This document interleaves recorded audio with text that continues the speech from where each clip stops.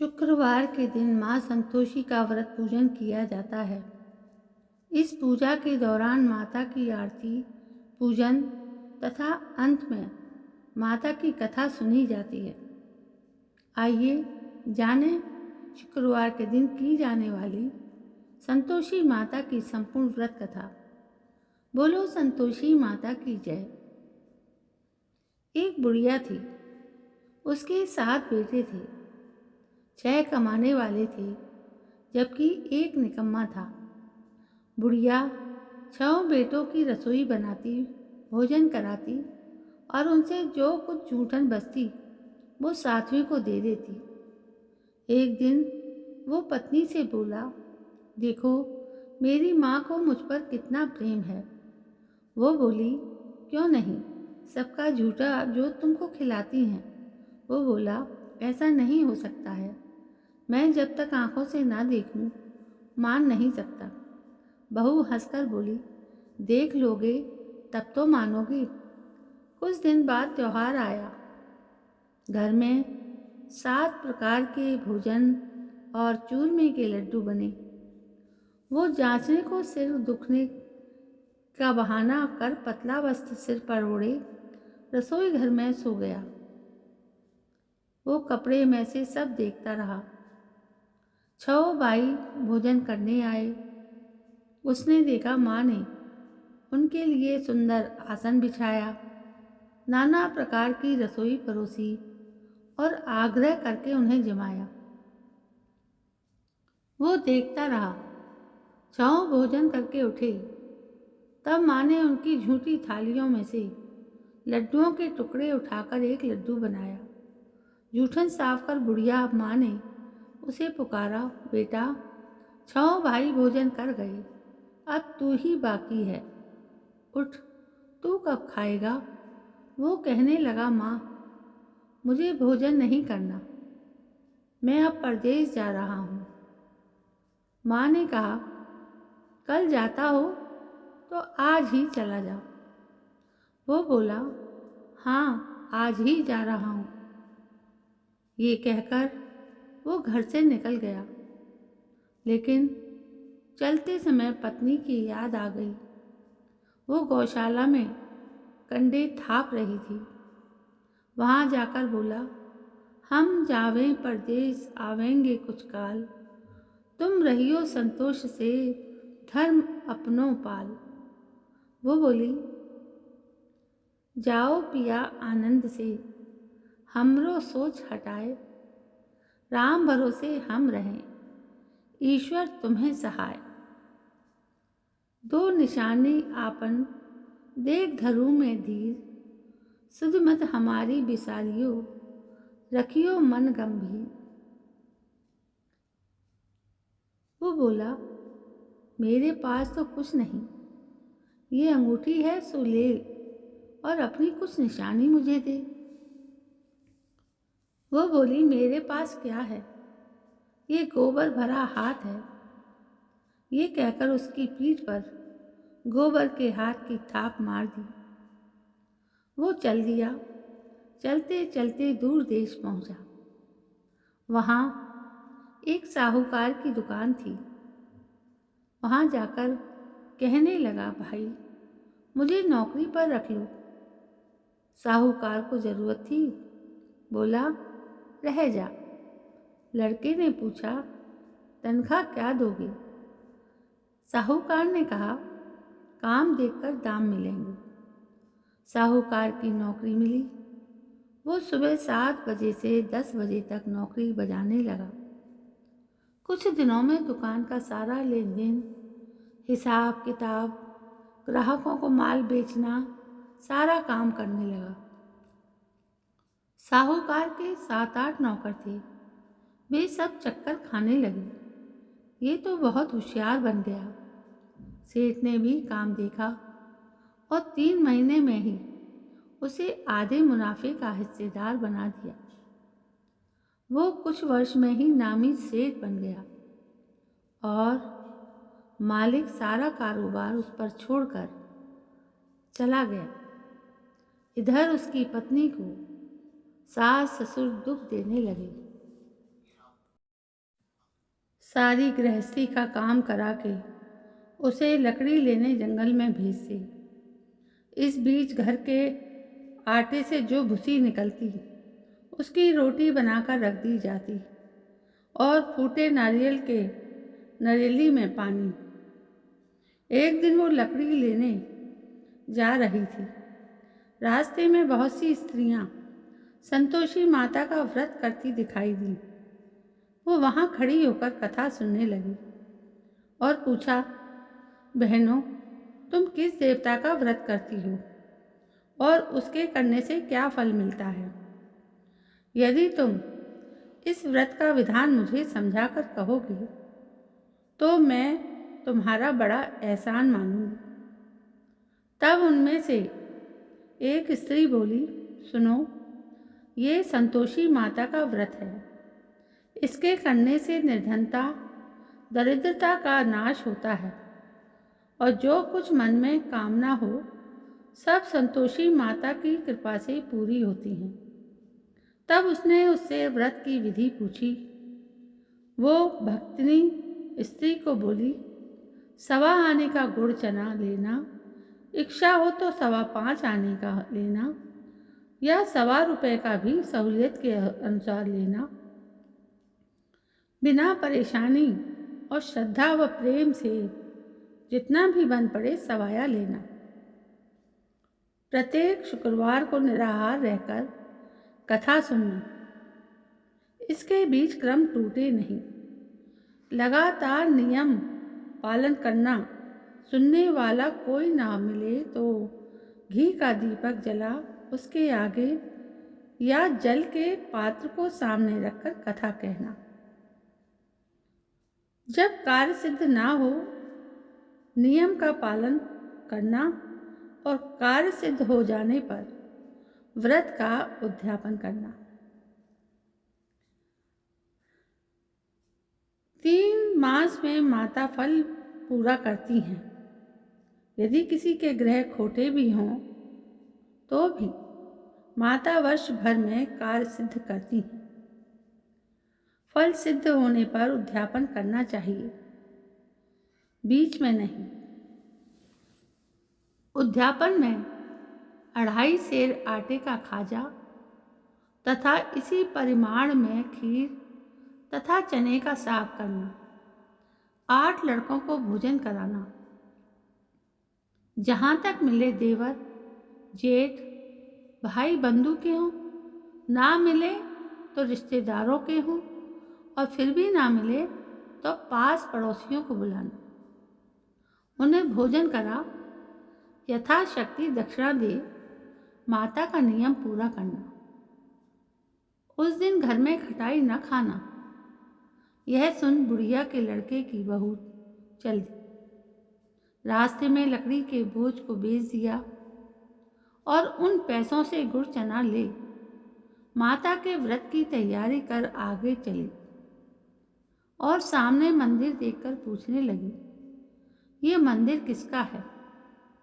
सब कहने लगे, संतोषी माता का मंदिर है।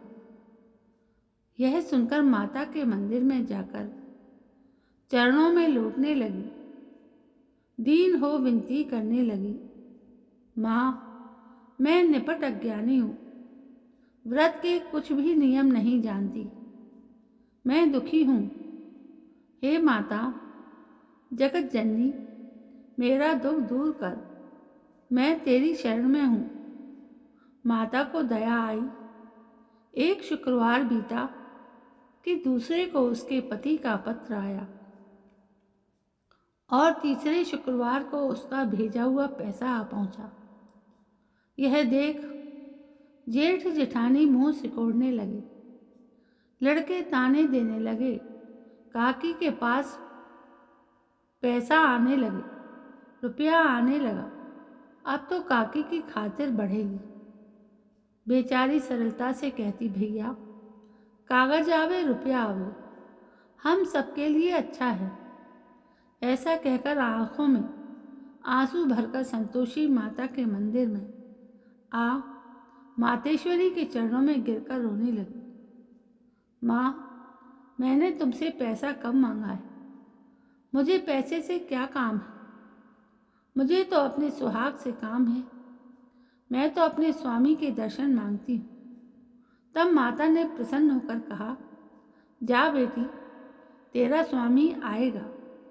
यह सुनकर खुशी से बावली होकर घर में जा काम करने लगी। अब संतोषी माँ विचारने लगी, इस भोली पुत्री को मैंने कह तो दिया कि तेरा पति आएगा, लेकिन कैसे? वो तो उसे स्वप्न में भी याद नहीं करता। उसे याद दिलाने को मुझे ही जाना पड़ेगा। इस तरह माताजी उस बुढ़िया के बेटे के पास जा स्वप्न में प्रकट हो कहने लगी, साहूकार के बेटे सो रहा है या जागता है? वो कहने लगा, माता, सोता भी नहीं जागता भी नहीं हूँ, कहो क्या आ गया है? माँ कहने लगी, तेरे घर बार कुछ है कि नहीं? वो बोला, मेरे पास सब कुछ है, माँ बाप है, बहू है, क्या कमी है? माँ बोली, भोले पुत्र, तेरी बहू घोर कष्ट उठा रही है। तेरे माँ बाप उसे परेशानी दे रहे हैं। वो तेरे लिए तरस रही है, तू उसकी सुध ले। वो बोला, हाँ माता जी, ये तो मालूम है, परंतु जाऊं तो कैसे? परदेश की बात है, लेन देन का कोई हिसाब नहीं, कोई जाने का रास्ता नहीं आता, कैसे चला जाऊं? माँ कहने लगी, मेरी बात मान, सवेरे नहा धोकर संतोषी माता का नाम ले, घी का दीपक जला, दंडवत कर दुकान पर जा बैठ। देखते देखते सारा लेन देन चुक जाएगा, जमा का माल बिक जाएगा, सांझ होते होते धन का भारी ढेर लग जाएगा। अब बूढ़े की बात मानकर वो नहा धोकर संतोषी माता को दंडवत घी का दीपक जलाकर दुकान पर जा बैठा। थोड़ी देर में देने वाले रुपया लाने लगे, लेने वाले हिसाब लेने लगे। कोठे में भरे सामान की खरीदार नगद दाम दे सौदा करने लगे। शाम तक धन का भारी ढेर लग गया। मन में माता का नाम ले, चमत्कार देख प्रसन्न हो घर ले जाने के वास्ते गहना, कपड़ा, सामान खरीदने लगा। यहाँ काम से निपट तुरंत घर को रवाना हुआ। उधर उसकी पत्नी जंगल में लकड़ी लेने जाती है। लौटते वक्त माताजी के मंदिर में विश्राम करती। वो तो उसके प्रतिदिन रुकने का जो स्थान ठहरा। धूल उड़ती देख वो माता से पूछती है, हे माता, ये धूल कैसे उड़ रही है? माता कहती, हे पुत्री, तेरा पति आ रहा है। अब तू ऐसा कर, लकड़ियों के 3 बोझ बना ले, एक नदी के किनारे रख और दूसरा मेरे मंदिर में और तीसरा अपने सिर पर। तेरे पति को लकड़ियों का गट्ठर देख मोह पैदा होगा। वो यहाँ रुकेगा, नाश्ता पानी खाकर माँ से मिलने जाएगा। तब तू लकड़ियों का बोझ उठाकर जाना और चौक में गट्ठर डालकर जोर से आवाज़ लगाना, लो सासू जी, लकड़ियों का गट्ठर लो, भूसी की रोटी दो, नारियल के खोपरे में पानी दो, आज मेहमान कौन आया है? माताजी से बहुत अच्छा कहकर वो प्रसन्न मन से लकड़ियों के 3 गट्ठर बनाए, एक नदी के किनारे पर और एक माताजी के मंदिर पर रखा। इतने में मुसाफिर आ पहुंचा।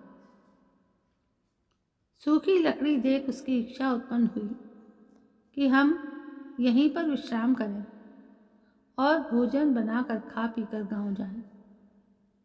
इसी तरह रुककर भोजन बना, विश्राम करके गांव को गया।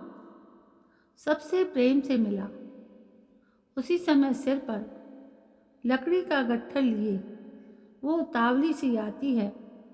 लकड़ियों का भारी बोझ आंगन में डालकर जोर से तीन आवाज़ लगा देती है, लो सासू जी लकड़ियों का गट्ठर लो, भूसी की रोटी दो, आज मेहमान कौन आया है।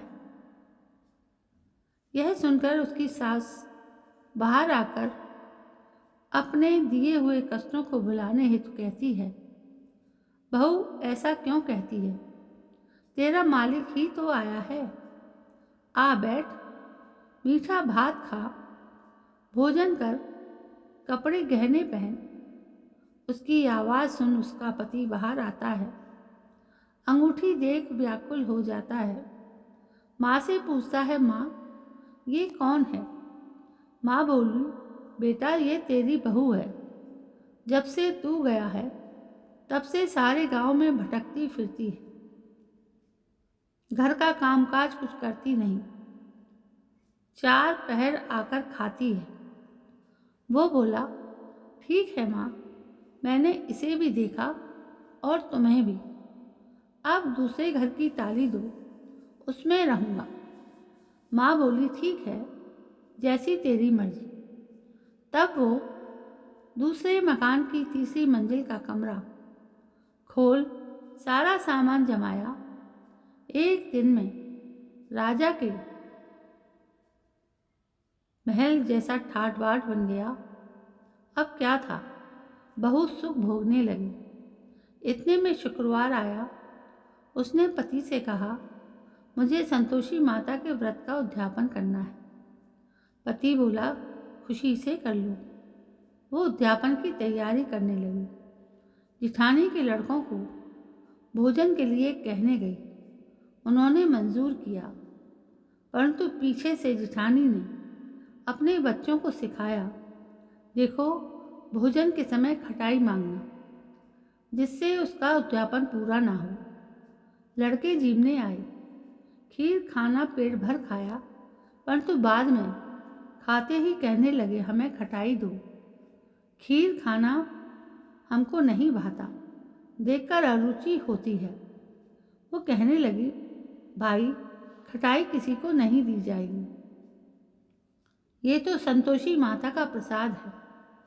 लड़के उठ खड़े हुए, बोले, पैसा लाओ। भोली बहू कुछ जानती नहीं, उन्हें पैसे दे दिए। लड़के उसी समय हट करके इमली खटाई ले खाने लगे। ये देखकर बहू पर माताजी ने कोप किया। राजा के दूत उसके पति को पकड़कर ले गए। जेठ जेठानी मनमाने वचन कहने लगे, लूट लूट कर धन इकट्ठा कर लाया है, अब सब मालूम पड़ जाएगा, जब जेल की मार खाएगा। बहू से ये सहन नहीं हुआ। रोती हुई माताजी के मंदिर गई। कहने लगी, हे माता, तुमने क्या किया। हंसा कर अब भक्तों को रुलाने लगी। माता बोली, बेटी तूने उद्यापन करके मेरा व्रत भंग किया है। वो कहने लगी, माता मैंने कुछ अपराध किया है, मैंने तो भूल से लड़कों को पैसे दे दिए, मुझे क्षमा करो, मैं फिर तुम्हारा उद्यापन करूँगी। माँ बोली, अब भूल मत करना। वो कहती है, अब भूल नहीं होगी, अब बतलाओ वो कैसे आवेंगे। माँ बोली, जा पुत्री, तेरा पति तुझे रास्ते में आता मिलेगा। वो निकली, राह में पति आता मिला। उसने पूछा, कहाँ गए थे। वो कहने लगा, इतना धन जो कमाया है उसका टैक्स राजा ने मांगा था, वो भरने गया था। वो प्रसन्न हो बोली, भला हुआ, अब घर को चलो। कुछ दिन बाद फिर शुक्रवार आया, फिर किया व्रत का उद्यापन। वो बोली, मुझे फिर माता का उद्यापन करना है। पति ने कहा, करो। बहू फिर जेठ के लड़कों को भोजन को कहने गई। जेठानी ने एक दो बातें सुनाई और सब लड़कों को सिखाने लगी, तुम सब लोग पहले ही खटाई मांगना, लड़के भोजन से पहले कहने लगे, हमें खीर नहीं भाती, हमारा जी बिगड़ता है, कुछ खटाई खाने को दो। वो बोली, खटाई किसी को नहीं मिलेगी, आना हो तो आओ। वो ब्राह्मण के लड़के लाकर भोजन कराने लगे। यथाशक्ति दक्षिणा दी की जगह एक एक फल उन्हें दिया। संतोषी माता प्रसन्न हुई। माता की कृपा होते ही 9वें मास में उसके चंद्रमा के समान सुंदर पुत्र प्राप्त हुआ। पुत्र को पाकर प्रतिदिन माता जी के मंदिर को जाने लगी। माँ ने सोचा, ये रोज आती है, आज क्यों ना इसके घर चलूं। ये विचार कर माता ने भयानक रूप बनाया। गुड़ चने से सना मुख, ऊपर सूंड के समान होठ, उस पर मक्खियां भिन भिन कर रही थी। देहली पर पैर रखते ही उसकी सास चिल्लाई, देखो रे, कोई चुड़ैल डाकनी चली आ रही है, लड़को इसे भगाओ, नहीं तो किसी को खा जाएगी। लड़के भगाने लगे, चिल्लाकर खिड़की बंद करने लगे। बहू रोशनदान में से देख रही थी। प्रसन्नता से पगली बन चिल्लाने लगी, आज मेरी माता जी मेरे घर आई हैं।